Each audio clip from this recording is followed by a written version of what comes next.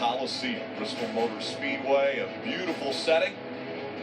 Hopefully a lot of speed that we will see today. We've already seen track records broken in the Camping World Truck Series as well as the NASCAR Xfinity Series. Will the Sprint Cup Series see the same thing in just a few moments? Alongside Steve Letarte, I'm Rick Allen. Speed has been the big thing. The change to the bottom of the racetrack has been what everyone's pointed to as far as finding that speed, a little stickier down low.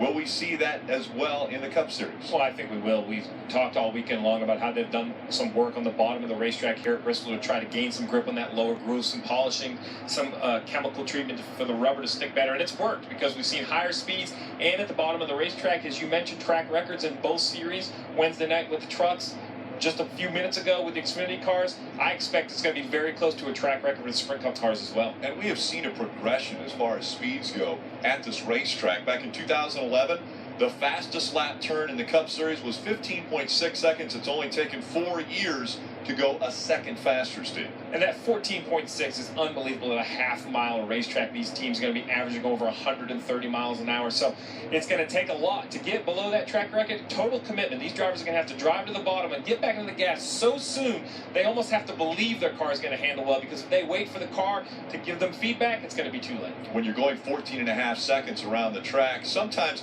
it's a little difficult to maybe grab the grip or keep the grip behind you, because we have seen already in practice earlier today 2 drivers from Roush Fenway Racing that couldn't hold the grip down low. Both of them Roush Fenway drivers. Yeah, you just see that you have to commit to the throttle so early. Both Ricky Stenhouse and the 16 at Greg Biffle lose traction off corner exit. Luckily, and somehow down the middle of the front straightaway, no contact with either wall.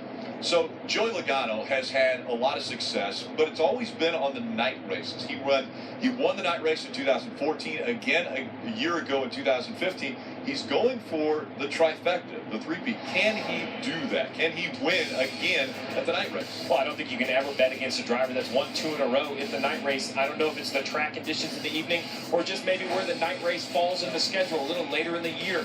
Found a little bit more speed in that 22 car, but why could he not? The Joe Gibbs cars, the Penske cars, both those organizations have seen that found the speed all year long. So I don't think you could bet against Joey Logano going for 3 in a row. And he's all smiles. The last driver to win 3 straight night races, Darrell Waltrip, did it back in 1981, 82, and 83. A couple rounds of qualifying coming up for the Sprint Cup Series drivers. We'll hear from some of those drivers before they climb the cars when we come back.